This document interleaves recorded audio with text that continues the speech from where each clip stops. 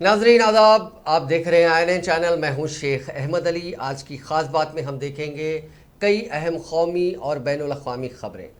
महाराष्ट्र के वजीर नवाब मलिक ने आज एक मरतबा फिर प्रेस कॉन्फ्रेंस से खिताब किया और रियासत के साबिक़ वज़ीर आला देवेंद्र फडणवीस पर निशाना लगाया। उन्होंने इल्ज़ाम आयद किया कि महाराष्ट्र में जाली नोटों का धंधा देवेंद्र फडणवीस की पुष्पनाही में चल रहा था। ख्याल रहे कि गुज़िश्ता रोज़ महाराष्ट्र के साबिक़ वज़ीर आला देवेंद्र फडणवीस ने नवाब मलिक पर इल्ज़ाम आयद किया था कि उनके मुंबई के अंडरवर्ल्ड से ताल्लुकात हैं और उन्होंने मुंबई में 93 में होने वाले धमाकों के सज़ा याफ्ता मुजरिमों की इमलाक सस्ते दामों में खरीदी थी। नवाब मलिक ने उन इल्ज़ामात की तरदीद करते हुए कहा था कि वो देवेंद्र फडणवीस के हवाले से हाइड्रोजन बम का धमाका करेंगे। प्रेस कॉन्फ्रेंस से खिताब करते हुए नवाब मलिक ने कहा कि जब वज़ीर आज़म नरेंद्र मोदी ने नोटबंदी का फैसला लिया था तो उन्होंने कहा था कि इससे काला धन और दहशतगर्दी के अलावा जाली नोटों का धंधा भी बंद हो जाएगा। लेकिन तमाम रियासतों से जाली नोट बरामद हुए, सिर्फ महाराष्ट्र से नहीं हुए। उन्होंने कहा कि नोटबंदी के बाद 8 अक्टूबर 2017 तक महाराष्ट्र में एक साल तक जाली नोटों का एक भी मामला सामने नहीं आया, क्योंकि जाली नोटों का खेल देवेंद्र फडणवीस की पुष्पराही में चल रहा था। 8 अक्टूबर 2017 को डायरेक्टर इंटेलिजेंस रेवेन्यू ने एक छापे के दौरान 14 करोड़ 56 लाख रुपए के जाली नोट पकड़े, लेकिन इस मामले को रफा दफा करने में फडणवीस ने मदद की। इस मामले में मुंबई पुणे से इमरान आलम शेख और नवी मुंबई से एक शख्स को गिरफ्तार किया गया, लेकिन 14 करोड़ 56 लाख रुपए के जाली नोटों के मामले को 8,80,000 रुपए बताकर दबा दिया गया।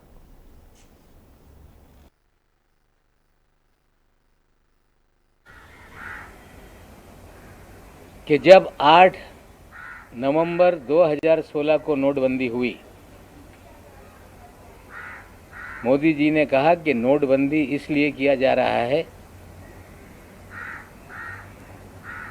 आतंकवाद खत्म होगा, काला धन खत्म होगा। और एक बात मोदी जी ने कही थी कि बड़े पैमाने पे जाली नोट है, उसे खत्म करने के लिए हम नोटबंदी का काम कर रहे हैं।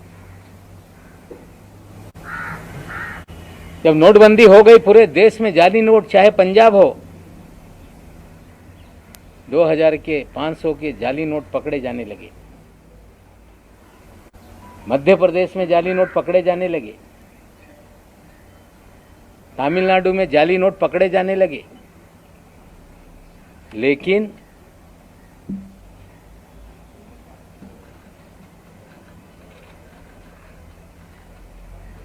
आठ अक्टूबर 2017 तक, लगभग एक साल तक महाराष्ट्र में जाली नोट का एक भी मामला सामने नहीं आया, क्योंकि देवेंद्र जी के प्रोटेक्शन में 8 अक्टूबर के छापेमारी में 14 करोड़ 56 लाख पकड़े गए। मुंबई में एक गिरफ्तारी हुई, पूना में एक जो गिरफ्तारी हुई इमरान आलम शेख, पूना में गिरफ्तारी हुई रियाज शेख, और एक नई मुंबई में भी उसमें गिरफ्तारी हुई थी। लेकिन 14 करोड़ की 56 लाख की जब्ती को 8,80,000 रुपये बताकर मामला दबाया गया।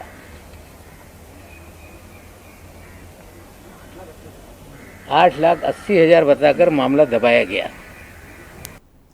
मुंबई एनसीबी डायरेक्टर समीर वानखड़े की साली हर्षदा दीनानाथ रेडकर ने महाराष्ट्र के वजीर नवाब मलिक के खिलाफ केस दर्ज कराया है। गोरेगांव पुलिस स्टेशन में मलिक और एक दीगर शख्स निशांत वर्मा के खिलाफ सेक्शन 354, 354D, 503 और 506 के साथ खवातीन के साथ गलत बर्ताव करने के सिलसिले में 1986 के सेक्शन 4 के तहत भी मामला दर्ज किया गया।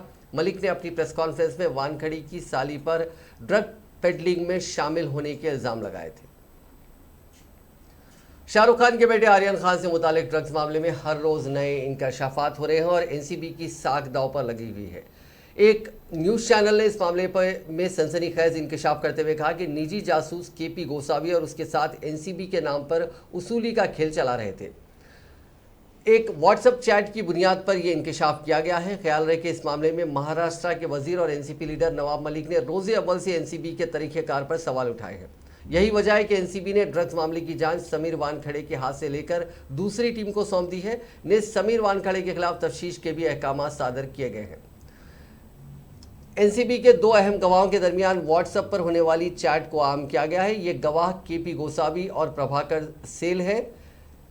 केपी गोसावी सबसे पहले शाहरुख खान के बेटे आर्यन खान के साथ एक सेल्फी में नजर आया था। गोसावी खुद को प्राइवेट डिटेक्टिव करार देता था, लेकिन आज वो जालसाजी और धोखाधड़ी के मामले में खुद ही सलाखों के पीछे है। व्हाट्सएप चैट में जिस प्रभाकर सेल का जिक्र है वो एनसीबी का दूसरा गवाह है और एपी गोसावी का ड्राइवर भी रह चुका है। व्हाट्सएप चैट में केपी गोसावी प्रभाकर सेल से कह रहा है कि हाजी अली चले जाओ और वो काम पूरा करो जो मैंने तुम्हें बताया था, वहां से घर वापस आ जाना, बाहर से ताला बंद कर देना और चाबी को खिड़की से हॉल में फेंक देना, जल्दी जाओ और जल्दी वापस आओ। इस रिपोर्ट के मुताबिक प्रभाकर सेल और केपी गोसावी की व्हाट्सएप चैट इस बात का सबूत है कि क्रूज पार्टी में एनसीबी की छापामारी के बाद बड़ा खेल चल रहा था। प्रभाकर के बयान हल्फी के मुताबिक हाजी अली जाकर इंडियाना होटल के पास किसी से मिलकर उससे 50 लाख रुपए कैश लाने को कहा गया था। प्रभाकर सेल ने यह भी इंकशाफ किया कि क्रूज पार्टी में एनसीबी के छापे से कबल ही केपी गोसावी के पास 10 लोगों की एक फेरिस्त मौजूद थी जिन्हें निशाना बनाना था। प्रभाकर सेल ने अपने हल्फी बयान में बताया कि इसे गवाह बनाया गया था और उसे बगैर बताए ही 10 कोरे कागजों पर दस्तखत करा लिए गए। जिस वक्त ये कार्रवाई हो रही थी उस वक्त उसके पास आधार कार्ड भी नहीं था। चैट से यह भी इंकशाफ हुआ कि प्रभाकर सेल ने अपना आधार कार्ड एनसीबी मुलाजिम समीर सालेकर को ले भेजा था। मुस्तकबिल की जंगों में फिजाइया के किरदार को इंतहाई अहम करार देते हुए वज़ीर दिफा राजनाथ सिंह ने आज कहा कि इसे जदीद तरीन टेक्नोलॉजी की मदद से अपनी सलाहियत को मजीद बढ़ाने की ज़रूरत है। राजनाथ सिंह ने चारशंबे के रोज़ फिजाइया के आला कमांडरों की कॉन्फ्रेंस से खिताब करते हुए आला सतह की तैयारियों, फौरी कार्रवाई करने के लिए तैयार रहने की इस्तेदाद और मुहिम के दौरान और दौरे अमन में अव्वल दर्जे के पेशावर रुझान के साथ काम करने के लिए फिजाइया की तारीफ़ की। उन्होंने कहा कि मुस्तकबिल की लड़ाइयों में फ़िज़ाइया का किरदार बहुत अहम रहने वाला है और उसे देखते हुए फ़िज़ाइया को मसनूई ज़हानत, बिग डेटा हैंडलिंग और मशीन लर्निंग जैसी जदीद टेक्नोलॉजी की बदौलत अपनी इस्तेदाद और ताकत को बढ़ाने की ज़रूरत है।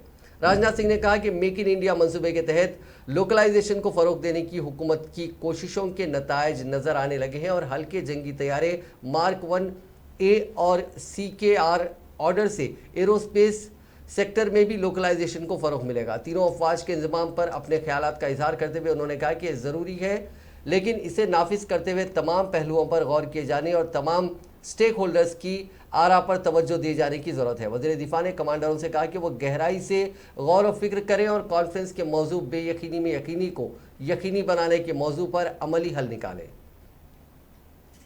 अफगानिस्तान में तीसरे इलाकाई सिक्योरिटी डायलॉग में 8 ममालिक की जानिब से मुश्तरका तौर पर जारी दिल्ली डिक्लेरेशन में इस बात को यकीनी बनाने पर जोर दिया गया कि अफगानिस्तान बुनियाद परस्ती, इंतहा पसंदी से मुबरा रहे और कभी भी आलमी दहशतगर्दी का जरिया ना बन पाए और अफगान माशरे में तमाम तबकात को बिला इम्तियाज़ और मसावी इंसानी इमदाद मिल पाए। कौमी सलामती के मुशीर अजीत डोभाल की सदारत में दिल्ली में हुई कसीरुल जहती मीटिंग में ईरान, रूस, कजाकिस्तान, किर्गिस्तान, ताजिकिस्तान और उज़्बेकिस्तान, तुर्कमेनिस्तान के कौमी सलामती मुशीरों या सलामती काउंसिल के सेक्रेटरियों ने शिरकत की। हिंदुस्तान की पहल के तहत मुनक़िद होने वाली इस मीटिंग में पाकिस्तान और चीन को भी मदऊ किया गया था, लेकिन उन्होंने इसमें शिरकत नहीं की।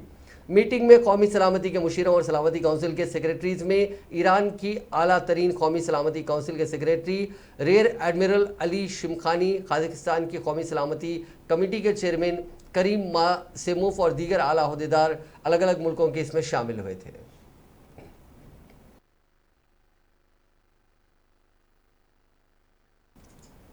हिंदुस्तान, रूस, ईरान और 5 वसती एशियाई ममालिक के सिक्योरिटी सरबराहों ने आज अफगानिस्तान में वाक़यात के पेशरफ्त के इलाकाई सलामती के मंजरनामे पर पड़ने वाले असरात पर गहरा गौर व खौस किया और तस्लीम किया कि अफगानिस्तान में होने वाली पेशरफ्त न सिर्फ इस मुल्क के लोगों बल्कि पड़ोसी और आसपास के ममालिक पर भी गहरे असरात मुरतब होंगे। ईरान, रूस, कजाकिस्तान, जमहूरिया किर्गिस्तान, ताजिकिस्तान, उज़्बेकिस्तान और तुर्कमेनिस्तान के कौमी सलामती के मुशीरों ने आज हिंदुस्तान के कौमी सलामती के मुशीर अजीत डोवाल की सदारत में अफगानिस्तान के बारे में दिल्ली इलाकाई सलामती मुज़ाकरात में शिरकत की।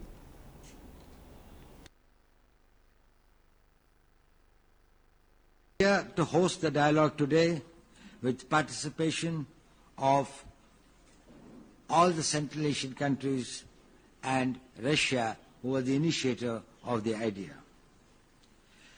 We are meeting today to discuss matters relating to Afghanistan. We all have been keenly watching the developments in that country. These have important implications not only for the people of Afghanistan but also for its neighbors and the region. Taliban के तर्जुमान ज़बीउल्लाह मुजाहिद ने कहा है कि अमारत इस्लामिया हिंदुस्तान में अफगानिस्तान के मामले पर जारी दिल्ली सिक्योरिटी मुज़ाकरात के बारे में पुरुम्मीद है।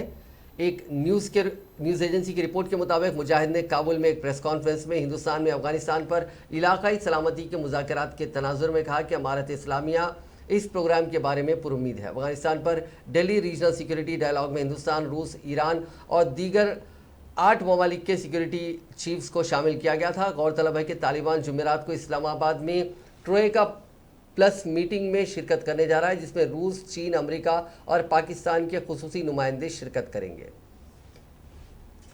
मरकजी हुकूमत ने कपास के किसानों को कम से कम इमदादी कीमत यानी मिनिमम सपोर्ट प्राइस की स्कीम का फ़ायदा दिलाने के लिए कॉटन कमीशन ऑफ इंडिया को होने वाले नुकसानात को पूरा करने के लिए कीमतों में मदद फराहम करने की स्कीम के तहत 17,408 करोड़ रुपए की तजवीज़ को मंजूरी दी। ये रकम CCI को ऐलानशुदा कम से कम कीमत पर कपास के सीज़न 2014-15 से 2020-21 के दौरान ख़रीदारी में होने वाले नुकसान की तलाफ़ी के लिए दी जा रही है। इत्तलात और नशरियात के वज़ीर अनुराग ठाकुर ने वज़ीर-ए-आज़म नरेंद्र मोदी की ज़ेर सदारत काबीनी कमेटी बराए इक़्तिसादी उमूर के फ़ैसले के बारे में इत्तला दी। उन्होंने कहा कि CCA ने इमदादी कीमत के लिए कॉटन कमीशन को 17,408 करोड़ रुपए की मंजूरी दी है। कपास की मार्केटिंग का सीज़न अक्टूबर से शुरू होता है और सितंबर तक जारी रहता है।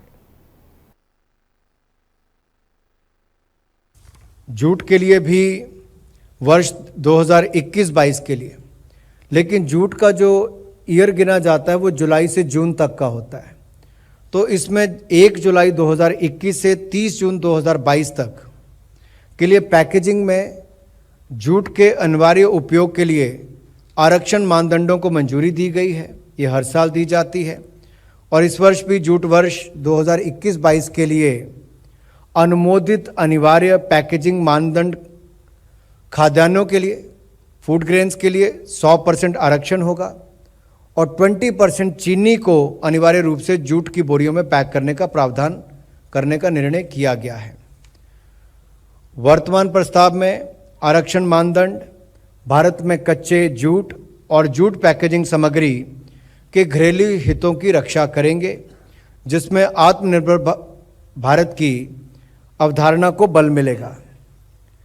जूट पैकेजिंग सामग्री में पैकेजिंग के लिए आरक्षण द्वारा देश में उत्पादित कच्चे जूट का लगभग 66.57% में खपत होता है और इस प्रावधान को लागू करके सरकार जूट मिलों को, सहायक इकाइयों को और इनमें काम करने वाले लगभग 4 लाख श्रमिकों को राहत प्रदान करेगी और वहीं पर 40 लाख किसान परिवारों की आजीविका को भी संबल मिलेगा। भारत सरकार प्रतिवर्ष 8,000 करोड़ रुपए की जूट सैकिंग बैग्स की खरीदारी करती है। इससे भी पंजाब में इंतखाबी मुहिम के दौरान शिरोमणि अकाली दल बादल, SAD और किसान कायद आमने सामने आ गए। किसानों के घेराव के मद्देनजर साबिक अकाली MLA के ड्राइवर ने गाड़ी भगा ली और इस दौरान किसान कायद को करीब 1.5 किलोमीटर तक बोनट पर बिठाकर ले गए। आगे खड़े किसानों ने गाड़ी का घेराव किया और तोड़फोड़ की। दोनों जानिब से फायरिंग के इल्ज़ामात भी लगे हैं और कुछ किसानों के जख्मी होने की बात भी बताई जा रही है। SAD के कायद हरसिमरत कौर बादल ने मामले में खुद ASP दफ्तर में जाकर शिकायत दर्ज कराई है। शहर में साबिक मरकजी वजीर और अकाली दल की कायद हरसिमरत कौर एक इलेक्शन मीटिंग कर रही थी। उनके दौरे के मद्देनज़र वहीं किसान यूनियनों के कायदीन ने भी मुजाहरा किया। इस दौरान हरसिमरत कौर को किसानों के गुस्से का सामना करना पड़ा।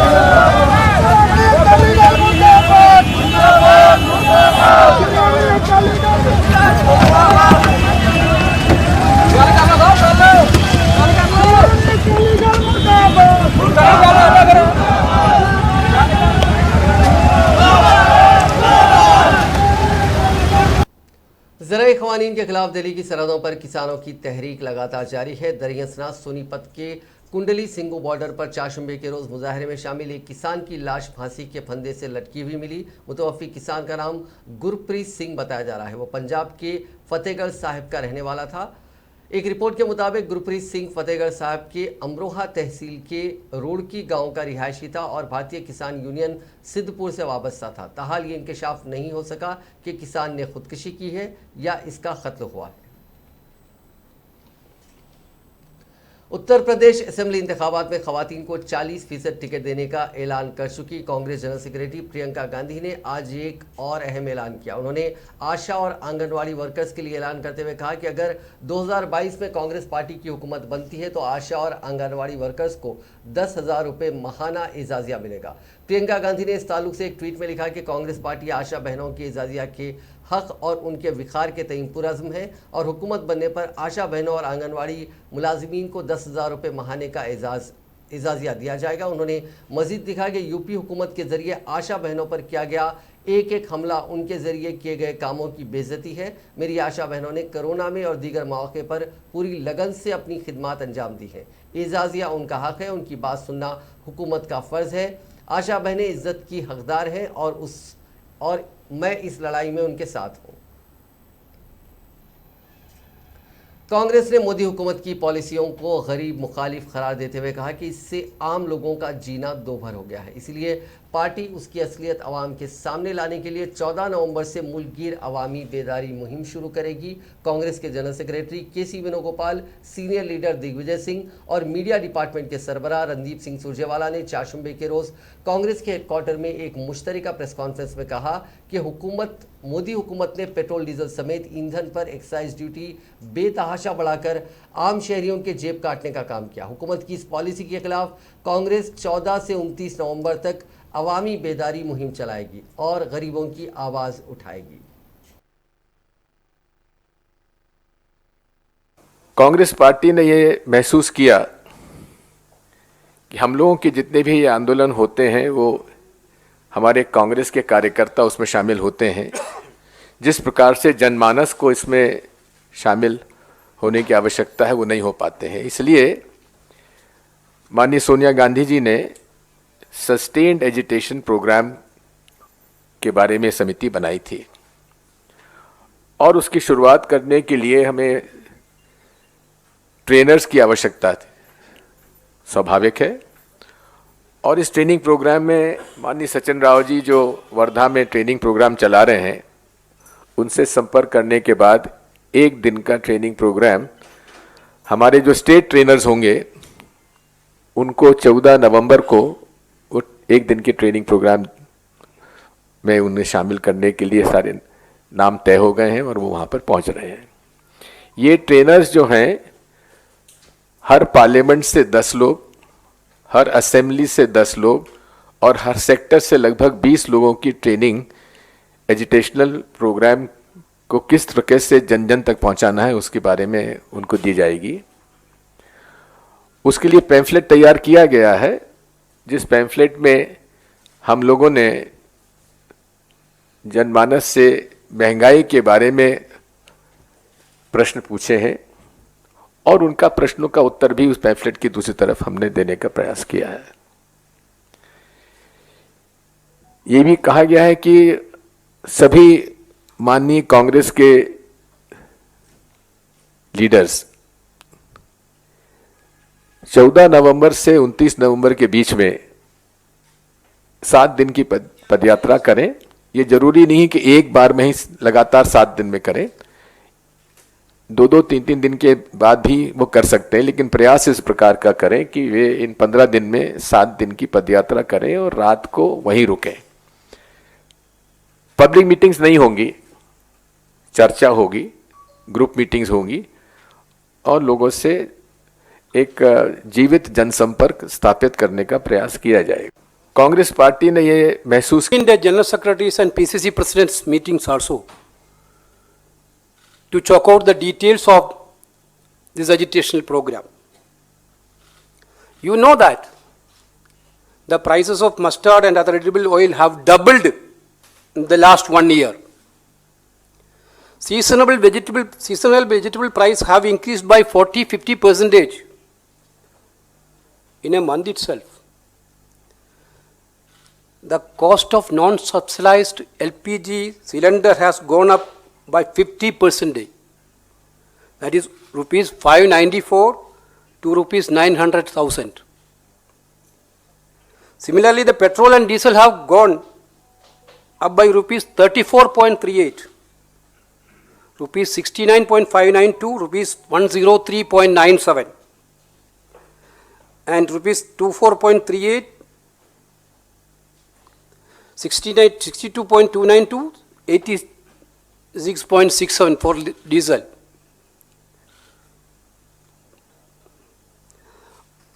On top of the back-breaking price rise and inflation, levels of unbearable unemployment and loss of jobs has made lives miserable to the common persons. 14 crore jobs were lost during the COVID period alone. Crores of daily wages and salaried class have faced up to 30% salary cut. Unemployment rate is still at time high of 8-9%. During 10 years of Congress government, pulled 27 crore Indians out of the poverty line. Over the last 2 years, Pakistan में जिस प्रकार से आम जनमानस की, जिसमें आप और मैं हम सब शामिल हैं, उनकी कमर तोड़ दी गई मोदी जी और महंगाई के द्वारा, जिस प्रकार से नौकरियां गई, जिस प्रकार से किसान की किसानी छीन ली गई, जिस प्रकार से मजदूर को मनरेगा की मजदूरी भी नहीं मिल रही, जिस प्रकार से तनख्वाहों में कटौती की जा रही है, जिस प्रकार से बेरोजगारी और महंगाई उनका डंस आम जनमानस को डस चुका है, इनको लेकर माननीय कांग्रेस अध्यक्षा श्रीमती सोनिया गांधी जी ने माननीय दिग्विजय सिंह जी की अध्यक्षता में एक विशेष कमेटी का गठन किया। उन्होंने विस्तृत चर्चा भारतीय राष्ट्रीय कांग्रेस के महासचिव और संगठन प्रभारी केसी वेणुगोपाल जी से इस बारे में की, आदरणीय राहुल गांधी जी और प्रियंका गांधी जी से इस बारे में की, और एक खाका तैयार किया। आज जनमानस की उस पीड़ा को उजागर करने के लिए कांग्रेस क्या करेगी और कैसे जनता के साथ हाथ से हाथ मिलाकर खड़ी हो जाएगी, उसकी विस्तृत। सुशांत सिंह राजपूत की मौत के बाद ड्रग्स केस की जांच कर रही एनसीबी ने एक्ट्रेस रिया चक्रवर्ती के अकाउंट फ्रीज कर दिए थे। स्पेशल कोर्ट ने चाशुंबे के रोज उनके अकाउंट डीफ्रेज करने का हुक्म दिया है। कोर्ट ने narcotics, drugs and psychotropic substances यानी एनडीपीएस एक्ट के तहत रिया को अपने बैंक खातों का इस्तेमाल करने की इजाज़त दी। कोर्ट ने उनके मैकबुक प्रो और आईफोन जैसे गैजेट्स भी लौटाने के अहकाम दिए हैं। रिया ने अपनी पिटीशन में कहा था कि वो पेशे से एक्ट्रेस और मॉडल हैं और एनसीबी ने बिना किसी वजह के 16 सितंबर 2020 को उनके बैंक खातों और एफडी को फ्रीज कर दिया था। रिया ने कहा कि मुलाजिमीन को सैलरी देने और जीएसटी समेत अलग अलग टैक्स भरने के लिए उनके पास उसे अपने अकाउंट्स को ऑपरेट करने की ज़रूरत है। रिया ने यह भी कहा कि उनका भाई भी उस पर डिपेंडेंट है। टीम इंडिया के कप्तान विराट कोहली की शेरख्वार बेटी को रेप करने की धमकी देने वाले एक नौजवान को मुंबई की पुलिस ने हैदराबाद से गिरफ्तार कर लिया। टी20 वर्ल्ड कप मुकाबलों में पाकिस्तानी टीम के हाथों शिकस्त और मोहम्मद शमी की हिमायत पर टीम इंडिया के कप्तान की 9 माह की बेटी को ज्यादती का निशाना बनाने की धमकी देने वाले 23 साला नागेश अलबाथनी को हैदराबाद से गिरफ्तार करके मुंबई मुंतकिल किया। उसने ऑनलाइन सोशल मीडिया के जरिए धमकी दी थी। मुलजिम सॉफ्टवेयर इंजीनियर बताया गया है और वो साबिक में एक फूड डिलीवरी ऐप में काम कर चुका है। राजस्थान के बाड़मेर जिले के जोधपुर नेशनल हाईवे पर चाशुंबे के रोज बस और ट्रेलर की जबरदस्त टक्कर हो गई। भांडियावास गांव में संस्कार स्कूल के पास हुए आमने सामने की टक्कर के बाद बस और ट्रेलर में आग लग गई। इसमें 12 लोग जिंदा जल गए। हादसा सुबह 10:30 बजे का है। शुरुआत में 5 लोगों की मौत की खबर आई, लेकिन बाद में जिले के एसपी ने 7 और अमवात की तस्दीक की है, जिसमें एक बच्ची शामिल है। 40 जख्मियों के पास के उन्हें नाहटा स्टेट हॉस्पिटल में भर्ती कराया गया, जिनमें से 13 को जोधपुर रिफर कर दिया गया। इत्तला मिलने के बाद पचपदरा और दीगर इलाकों की फायर ब्रिगेड मौके पर पहुंची। 3 फायर टेंडर्स ने आधे घंटे में दोनों गाड़ियों में लगी आग पर काबू पाया।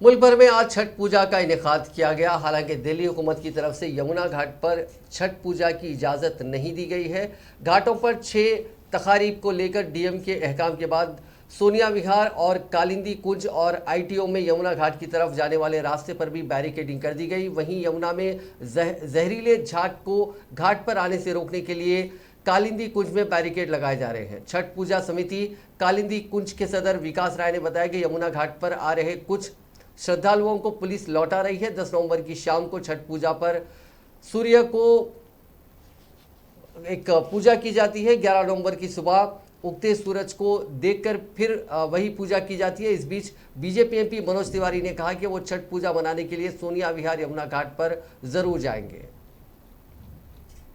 अब नजर डालते हैं कोरोना से जुड़े आंकड़ों पर। पिछले 24 घंटों में दुनिया भर में कोरोना के 5,28,596 नए मामले सामने आए। इसी दौरान 8,849 लोगों की मौत हुई। इस इजाफे के बाद दुनिया भर में कोरोना से मुतासरीन का आंकड़ा 25 करोड़ 18 लाख के करीब पहुंच गया। वहीं अमवात की तादाद बढ़कर 50,84,063 हो गई। अब भी दुनिया भर में 1,87,86,581 अफराद का इलाज चल रहा है। हिंदुस्तान में गुज़िश्ता 24 घंटों के दौरान जानलेवा आलमी वबा कोरोना वायरस के केसेस गुज़िश्ता रोज़ के मुकाबले में इजाफा दर्ज किया गया और इस दौरान 11,000 से ज़्यादा नए केसेस सामने आए। हालांकि सेहतयाब होने वालों की तादाद निस्बतन ज़्यादा रही, जिससे एक्टिव केसेस में कमी आई है। चारशंबे की सुबह वजारत सेहत की जानिब से जारी करदा ताज़ा तरीन आदाद-ओ-शुमार के मुताबिक गुज़िश्ता 24 घंटों में कोरोना वायरस के 11,466 नए मामले सामने आए, जबकि इस दौरान रिकवर होने वालों की तादाद 11,961 रही। और अमवात की बात करें तो पिछले 24 घंटों में 460 मजीद मरीजों की मौत की खबर आई है। नाजरीन, आज की खास बात में बस इतना ही। आपसे कल मुलाकात होगी नई खबरों के साथ, नए एनालिसिस के साथ। फिलहाल दीजिए इजाजत। खुदा हाफिज।